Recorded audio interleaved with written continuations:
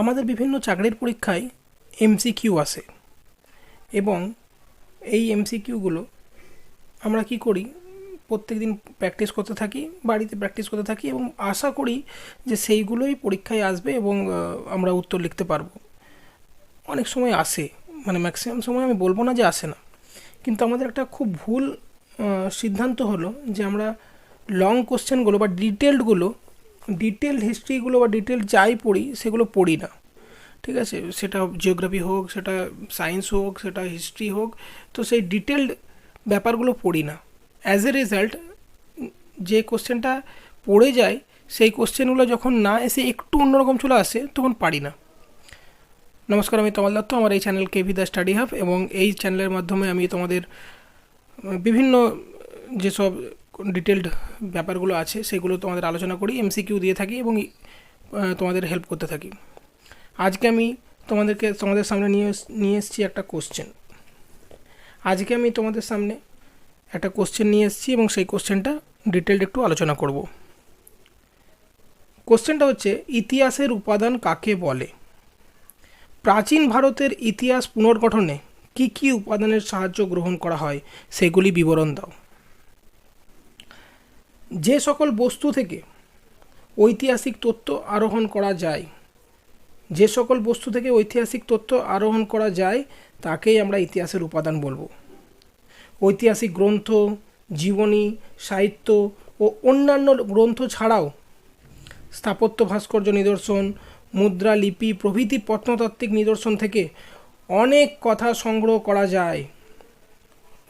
তথ্যের আকর এই সকল বস্তুকে ইতিহাসের উপাদান বলা হয়। ভারতের প্রাচীন যুগ সম্পর্কে কোনো লিখিত ঐতিহাসিক গ্রন্থ নেই, তাই অন্যান্য উপাদান থেকে ভারতের প্রাচীন যুগ সম্পর্কে তথ্য আরোহণ করা হয়। এই সকল উপাদানগুলিকে প্রধানত দুটি ভাগে বিন্যস্ত করা যায়, যথা সাহিত্যিক উপাদান ও প্রত্নতাত্ত্বিক উপাদান। সাহিত্যিক উপাদানের মধ্যে রয়েছে দেশীয় সাহিত্য ও বিদেশি সাহিত্য। প্রত্নতাত্ত্বিক উপাদানের মধ্যে রয়েছে প্রাচীন ধ্বংসাবশেষ, লিপি ও মুদ্রা। দেশীয় সাহিত্য ভারতের প্রাচীন যুগের ইতিহাস প্রণয়নের একটি প্রধান উপাদান দেশীয় সাহিত্য। প্রাচীনতম সাহিত্য বেদ থেকে জানা যায় আর্যদের সম্পর্কে বহু তথ্য। আর্যদের বসতি বিস্তার, তাদের রাজনৈতিক, অর্থনৈতিক, সামাজিক ও ধর্মীয় জীবন সম্পর্কে তথ্যের আকর বেদ ও বৈদিক সাহিত্য। পুরাণ, রামায়ণ ও মহাভারত এই মহাকাব্য দুটি থেকে এইরকম অনুরূপ বহু তথ্য সংগ্রহ করা সম্ভব। বৌদ্ধ ও জৈন ধর্মগ্রন্থাদি থেকে অনেক তথ্য পাওয়া যায়। গার্গী সংহিতা, পাণিনির অষ্টাধ্যায়ী, পতঞ্জলির মহাভাষ্য, কালিদাসের কাব্যনাটক, বাণভট্টের হর্ষচরিত, বাক্পতির গৌড়বাহ, বিলহনের বিক্রমাঙ্ক দেবচরিত, সন্ধ্যাকর নন্দীর রামচরিত প্রভৃতি সাহিত্য ও জীবনীমূলক গ্রন্থ থেকেও ঐতিহাসিক তথ্য আরোহণ করা সম্ভব। ইতিহাস গ্রন্থ হিসেবে রয়েছে কলহনের রাজতরঙ্গিনী এবং বিভিন্ন আঞ্চলিক ইতিবৃত্ত। মৌর্য যুগে রচিত কৌটিল্যের অর্থশাস্ত্র থেকে সে যুগের রাষ্ট্র ও রাজনীতি সম্পর্কে মূল্যবান তথ্য পাওয়া যায়। যে সকল গ্রন্থাদি ও অন্যান্য দেশীয় সাহিত্যিক উপাদানগুলি সম্পূর্ণ নির্ভরযোগ্য না হলেও বিশ্লেষণ ও যাচাই করে এগুলি থেকে বহু তথ্য সংগ্রহ করা সম্ভব আছে বলে মনে করি, সেগুলোকেও আমরা পঠন পাঠন করি বা সেগুলোকে নিয়েও একটু আলোচনা করি আমরা। বিদেশি সাহিত্যতে কী কী আছে দেখে নিই। বিদেশি পর্যটক ও অন্যান্য বিদেশিদের ভারত সম্বন্ধীয় বিবরণ থেকে অনেক তথ্য জানা যায়। ঐতিহাসিক হেরোডেটাসের বিবরণ থেকে ভারত ও পারস্যের যোগাযোগের কথা জানা যায়। মেগাস্থিনিসের ইন্ডিকা ও অন্যান্য কয়েকজন গ্রিক লেখকের বিবরণ ভারত সম্পর্কে তথ্য সমৃদ্ধ। আলেকজান্ডারের ভারত আক্রমণ ও মৌর্য যুগ সম্পর্কে বহু তথ্য গ্রিক লেখকের বিবরণ থেকে জানা যায়। তবে ভারতীয় ভাষা ও সমাজ ব্যবস্থা সম্পর্কে গ্রিক লেখকের বিশেষ জ্ঞান না থাকায় তাদের সকল তথ্য নির্বিচারে গ্রহণ করা যায় না। অজ্ঞাতনামা নাবিকের গ্রন্থ Periplus of the Erythraean sea, টলেমির ভৌগোলিক বিবরণ থেকে ভারত রোম বাণিজ্য, ভারতের বন্দর পোতাশ্রয়, পণ্য সম্পর্কে বা অন্যান্য জিনিস সম্পর্কে বহু তথ্য জানা যায়। চীনা পরিব্রাজক ফাইয়েন, হিউয়েনসাং, ই সিং, তিব্বতীয় লেখক তারানাথ, আরব পর্যটক আলবিরনি প্রভৃতি রচনাও ভারত সম্পর্কে তথ্য সমৃদ্ধ। সিংহল ও চীনের বৌদ্ধ ধর্মগ্রন্থাদি, এইসবগুলো থেকেও আমরা অনেক তথ্য পেয়েছি। প্রত্নতাত্ত্বিক নিদর্শন যেগুলো আছে তাদের মধ্যে কি কি ব্যাপারগুলো ইম্পর্টেন্ট সেগুলো একটু শুনে নিই। ভারতের প্রাচীন যুগ সম্পর্কে অনেক তথ্য পাওয়া যায় প্রত্নতাত্ত্বিক উপাদান থেকে, এইগুলো আমরা বেশিরভাগ পেয়ে থাকি। এই সকল তথ্য দিয়ে যেমন সাহিত্যিক উপাদানের তথ্যাদি যাচাই করা যায়, তেমনি অনেক নতুন তথ্যও এ থেকে বেরিয়ে আসে। প্রত্নতাত্ত্বিক উপাদানের মধ্যে রয়েছে প্রাচীন ধ্বংসাবশেষ, প্রাচীন লিপি ও প্রাচীন মুদ্রা। প্রাচীন ধ্বংসাবশেষ এই ব্যাপারটা খুব সোজা। প্রাচীন যুগের নগর, প্রাসাদ, দেবালয়, স্মৃতি সৌধ, এই সবগুলো থেকে অনেক গুরুত্বপূর্ণ তথ্য জানা যায়।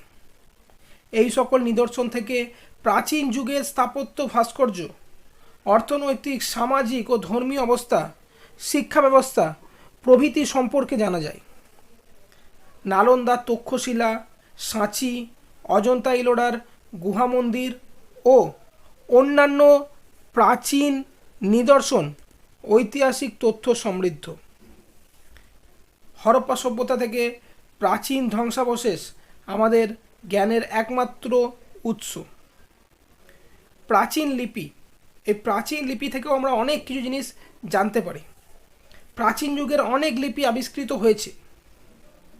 ধাতুর পাত, প্রস্তর বা পর্বত গাত্রে খোদিত শাসক ও অন্যান্য ব্যক্তিদের লিপি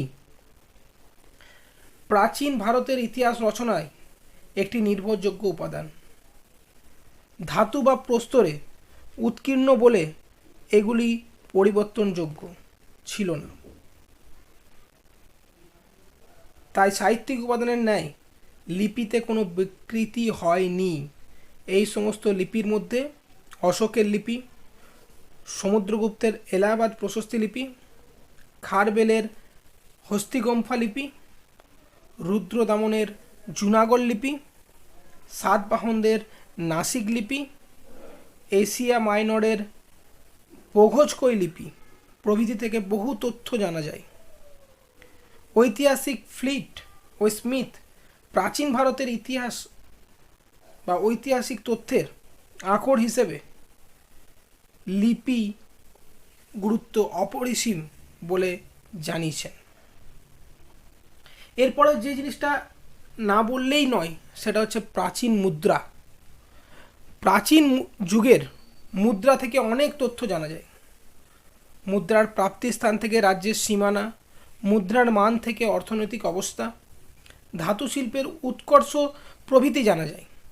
রাজাদের ব্যক্তিগত রুচি, ধর্ম, নাম, সময়, ব্যবসা, বাণিজ্য প্রভৃতি সম্পর্কেও মুদ্রা থেকে জানা যায়।